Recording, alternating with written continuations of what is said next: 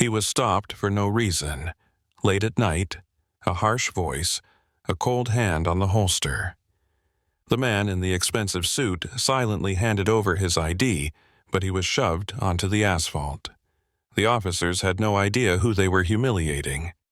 What happened next will shock even the most experienced. But let's go back to the beginning. Late evening. A busy city district.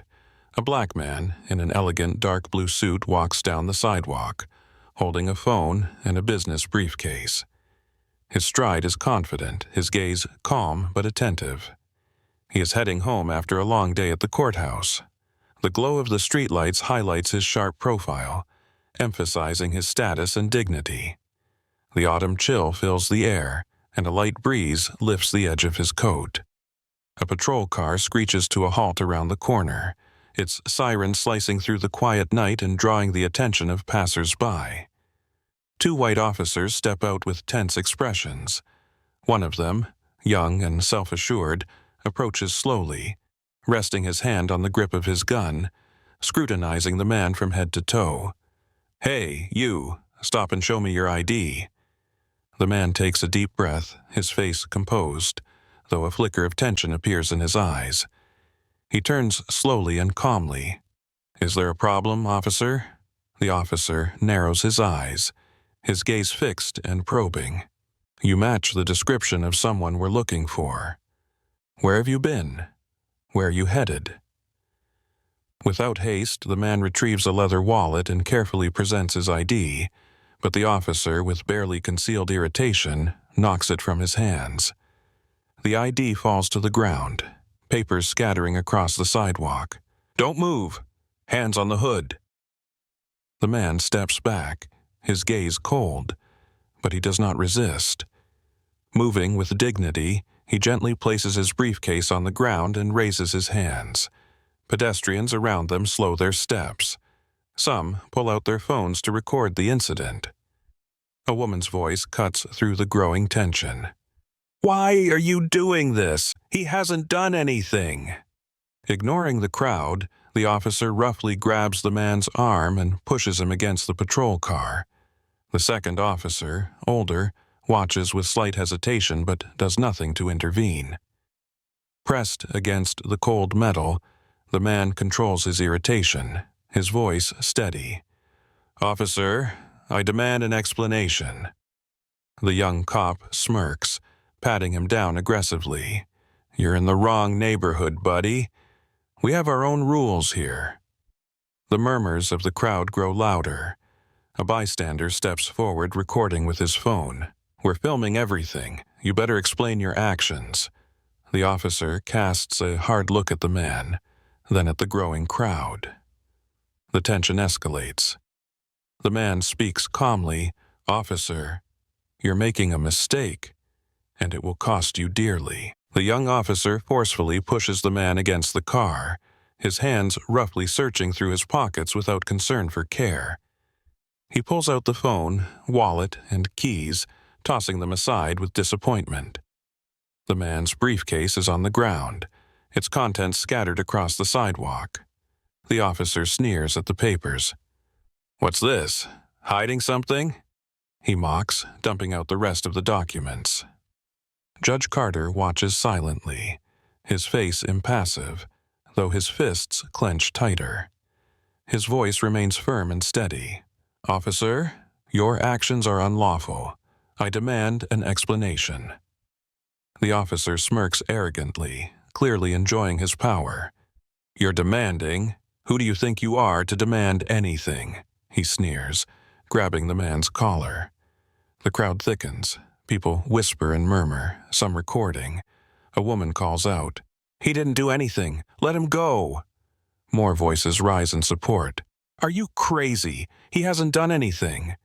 Annoyed, the officer turns to the crowd, waving them off. "Move along. This is police business." But tension is rising fast. Carter remains composed, taking a step back, reaching for his phone and dialing a number. "Yes, I need assistance, urgent." The officer tries to snatch the phone, but Carter steps back and speaks into it. "Connect me with the district attorney. Now." A hushed murmur spreads through the crowd. Someone whispers, "Who is he? Why is he so calm?" The officer's self-assurance starts to crack. His partner steps forward nervously. "Maybe we should just check his ID and move on."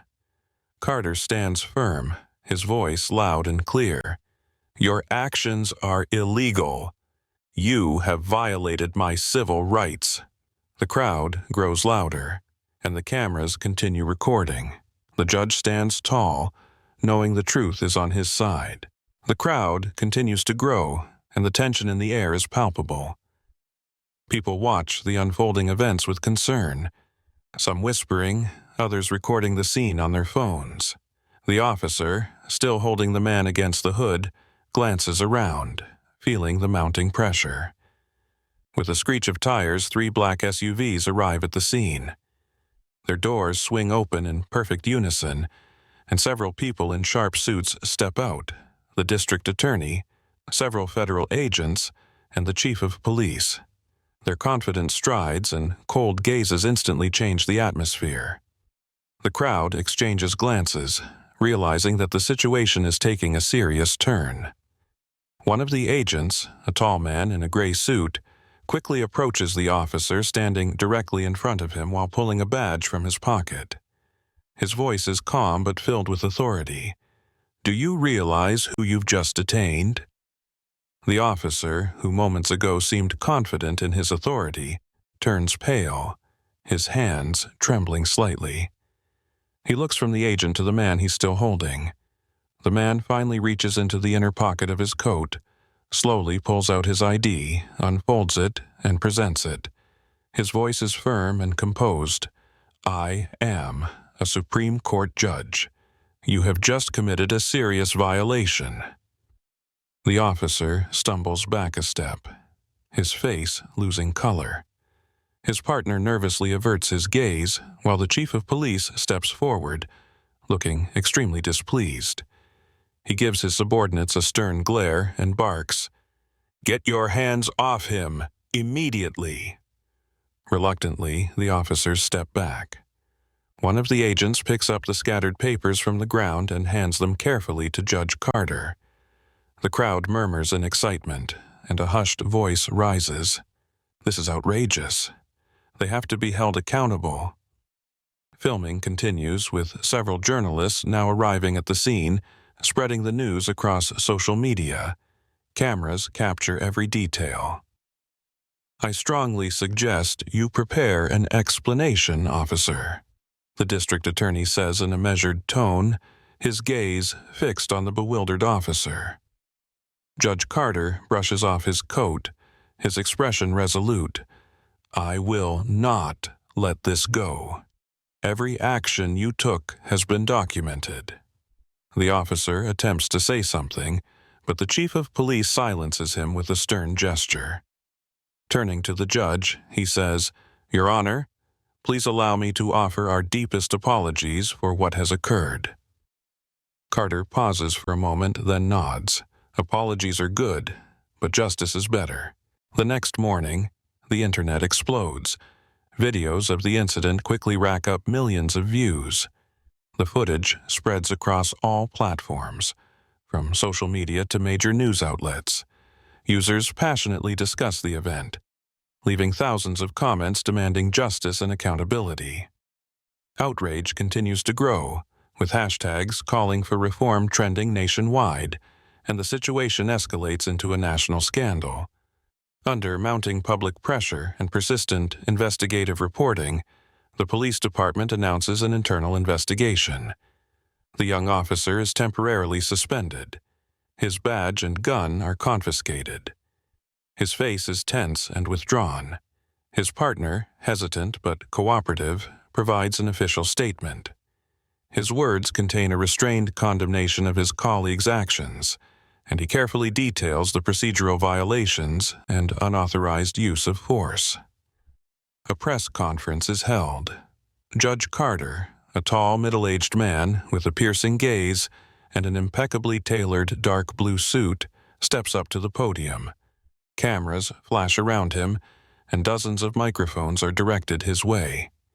He speaks clearly and confidently, his voice calm but firm. This case, once again, demonstrates that bias is a real threat. We must change the system to ensure this never happens again. Journalists bombard him with questions, their faces filled with anticipation and tension. Carter remains composed, responding briefly and to the point.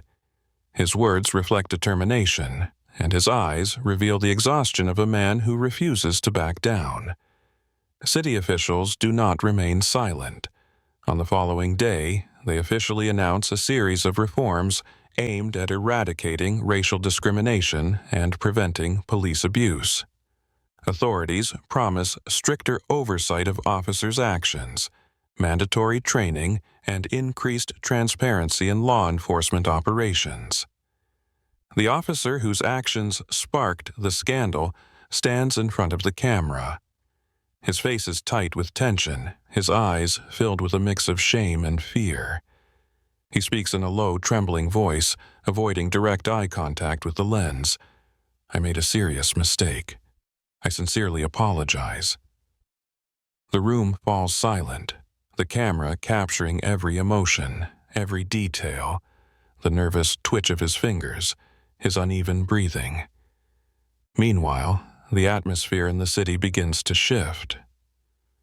Judge Carter once again walks down the same busy street where the incident took place.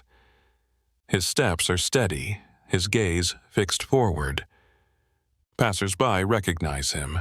Some nod in approval, others stop to shake his hand. He feels their support, but he knows the fight for justice is far from over.